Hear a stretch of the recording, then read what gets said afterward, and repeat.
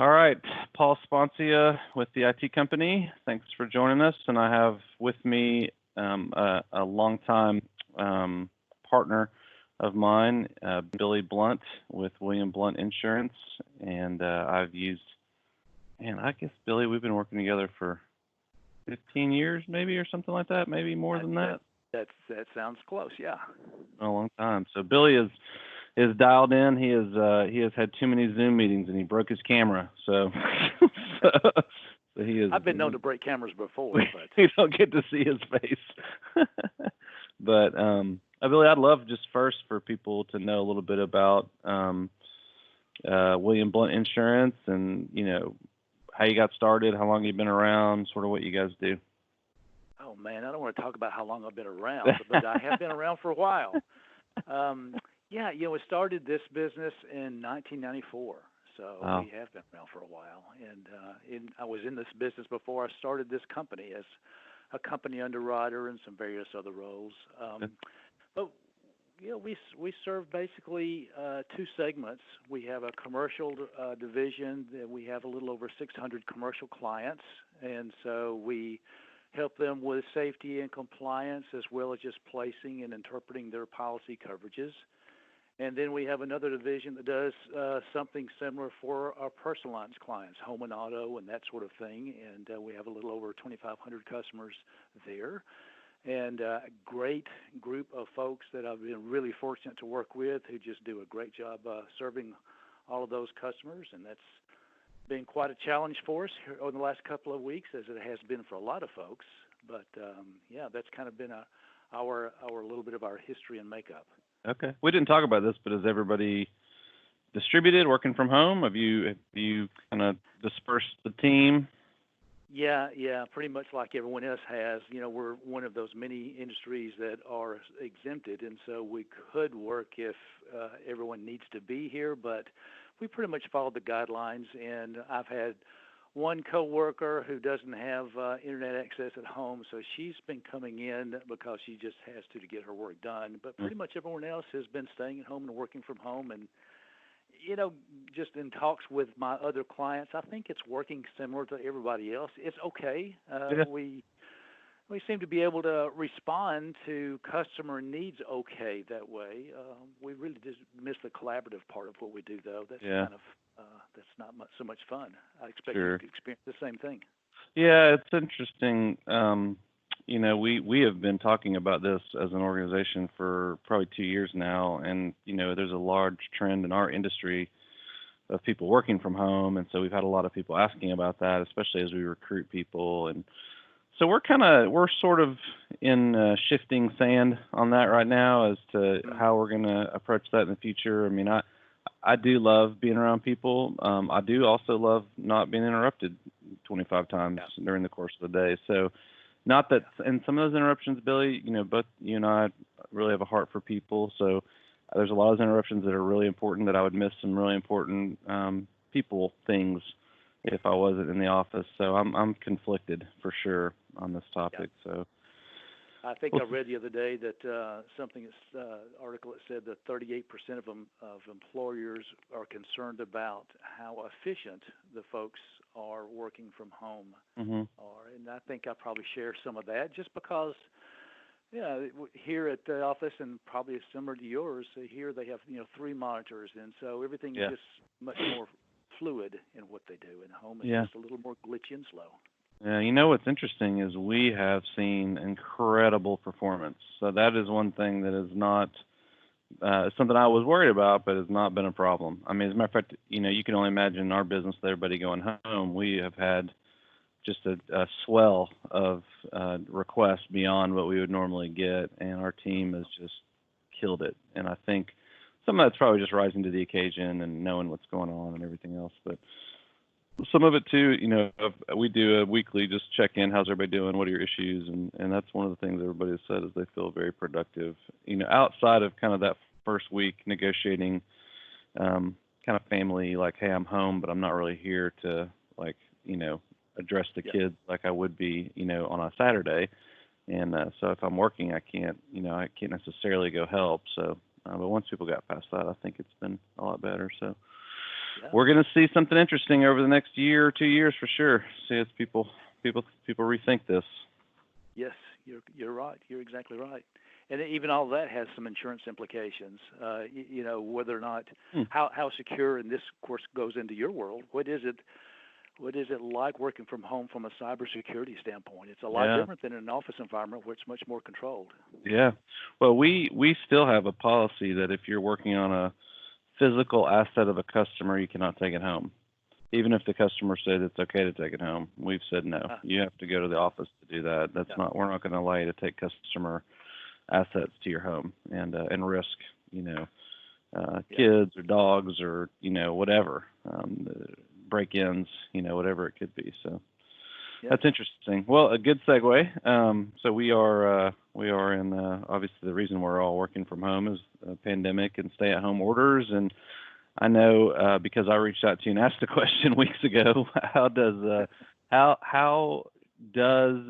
insurance respond? What's its responsibility here, if any? And like what's been the experience? I'm sure your phone rang off the hook early on. So tell us a little bit about how insurance companies have responded in this time, and kind of what should be expected. yeah, yeah. You're right. Lots of questions, good questions from customers, and mostly, of course, from, as you would guess, from our retail customers, our restaurants, and other retail operations. And boy, as my heart is just absolutely breaking for them right now. This is such a difficult period for them, and they're trying to navigate so many different things. But yeah, from an insurance standpoint, have had a lot of questions about the business interruption coverage, and so there's a lot of stuff online and other media reports on that. And as that name sort of suggests, I've had just a lot of customers said, "Hey, my businesses have been interrupted, so it's time for the insurance company to come into action here, right?"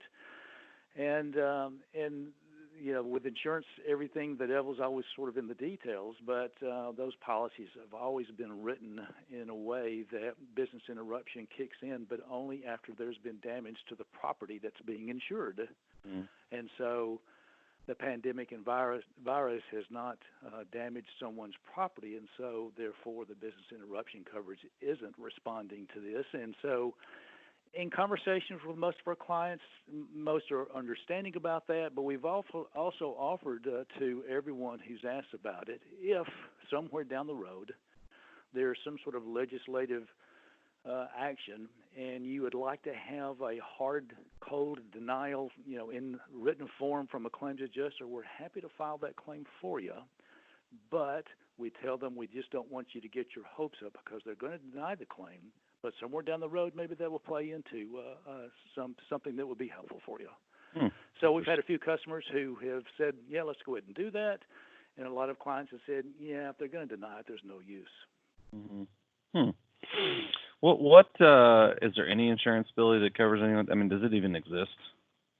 It doesn't. An interesting sidebar to that, of course, this is new ground for us all, of course. So when this started breaking, we were Googling like crazy here in the office, and we came across a broker in another state that advertised online pandemic insurance. So we thought, well, what the heck? Let's check that out and make sure that we're just leaving no stones unoverturned or whatever. And so we called him and contacted him. Oh, yes, we do have a policy, and yes, it would respond to this pandemic. And of course, we were shocked, and it just doesn't make any sense from an actuarial or business standpoint. But we said, great. So we sent them some information on a couple of our clients. Said, okay, let's see what this looks like. And in a few days, they sent back a quote, numbers. We'll pay this much for this much premium. And as we would do in any case, we said, well, that's interesting. Send us a specimen contract, the policy. Let us read it. And the red flags, of course, were going up all over the place in the back of our minds. But when they were hesitant to send that to us, we were thinking, this doesn't sound good. They did eventually send us the policy, and it very clearly excludes this pandemic. So it was of no use. So sorry for the long sidebar story, but the short answer to your question is no, there's nothing out there. Now, will all this change after this is over? Probably. Yeah, that's what I was going to ask you next. What's going to happen? Yeah, normally Lloyd's of London kind of comes into events like this after they're over and tries to develop something on the private market that would be some kind of option. There's a lot of talks about there may be sort of kind of a government pool that's going to be funded by some fee or surcharge on insurance policies, so that you could draw from that to pay for some of these claims. That's kind of how the insurance industry and the government has handled terrorism coverage. So that may be down the road.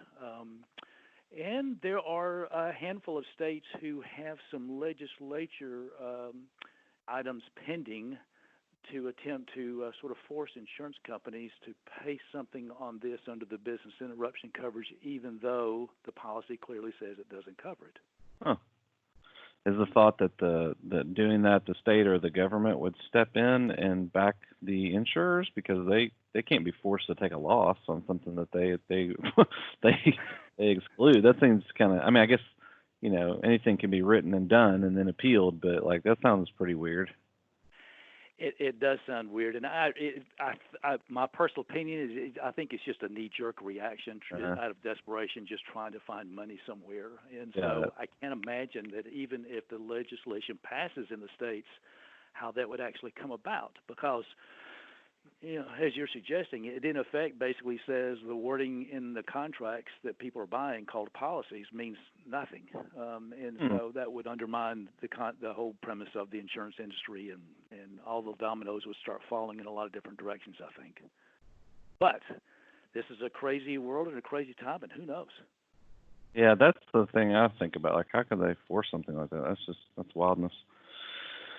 All right. So, in kind of closing, you have any recommendations for people as we come out of this from an insurance perspective? Anything you suggest? I think one thing that for sure this highlights for me is just the need for people to have cyber, because there's a lot of cyber crime, you know, kind of increasing, as there always is when something like this happens. But any thoughts from your side? Yeah, no, I think that's probably the best thought about all of this, is that the cyber situation is going to only worsen, and you know, there's some tangential things that's going to come out of this. I mean, we were joking earlier about all the Zoom meetings I've been on, as I'm sure everyone else has over the last couple of weeks. But I think I read a study by I think it was the University of Toronto yesterday that was saying not only is the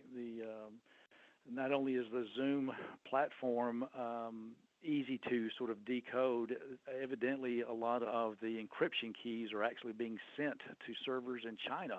So you're thinking, wow, okay, this is going to change the world. We're all going to do a lot of Zoom meetings, but I think people are going to have to be very careful about how secure even the platform they're using for something as common as Zoom meetings is. If you have sensitive data, Zoom meetings is not the place right now where you want to be putting that sensitive data on there. So there's a lot of cascading effects, I think, of all this that's going to come into play from a cyber standpoint. And you're right. Typically, when these kind of events happen, the less developed companies, or maybe even the Chinas of the world, seem to ramp up their cyber attacks. It's just as a problem that is never going to go away, I don't think. Yep. Well, and the Zoom stuff, you know, it's interesting. The founders from China, and naturally he would utilize his knowledge, experience, and connections in China probably to have less expensive infrastructure, and also just to support, you know, Zoom meetings around the world. But there's a cost to that, or a potential risk to that. My friend Hank, who I've had on a couple of times, he's a cyber warfare expert. He likes to say, you know, in the cyber world, you have this concept of CIA, confidentiality, integrity, and availability. And he says any one of those that you really increase, you are also, you know, decreasing the other two. And so if you want something to be highly available, it's very difficult to make it super confidential, you know, and so it's just one of those things that there's trade-offs that people have to understand, and Zoom is a good product, and I'm sure they're gonna fix the problems that they've had, but they've definitely been exposed that while they've made it very available, the integrity and the confidentiality of it was at risk and Yeah. was less as those two were as that one was high. So that's a Yeah. big issue, which goes to another friend of mine who says when people tell him that they're not going to do something in the IT world, he says, well, you need to make a decision. You either need to accept the risk, bound or fix the risk, or you need to buy a lot of insurance. Boy, I like the way he thinks. He says that he does a lot of he works with a lot of big companies and he's in boardrooms a lot and so he said he goes, man, I probably say that once a week to people, like Wow. it's just you choose. I mean, one of those three. It's really true. So, and if That's you're going to really accept the true. risk, you better buy the insurance. Is kind of the way he puts it. those Yeah, those yeah, two are and you're bound exactly together. right. You're exactly right. Convenience has a price. Yeah. We've talked about that with just the usage of cell phones. I mean, yes, they're wonderful, convenient. Excuse me, but that convenience comes, pardon me, at a security price Yeah. for sure. And going back to your question, I think that relates again to more folks are going to be working mobily or working from home. And again, cyber issues are just going to be jumping up at you right and left, working in a less controlled environment, and that's something that people got to be mindful of.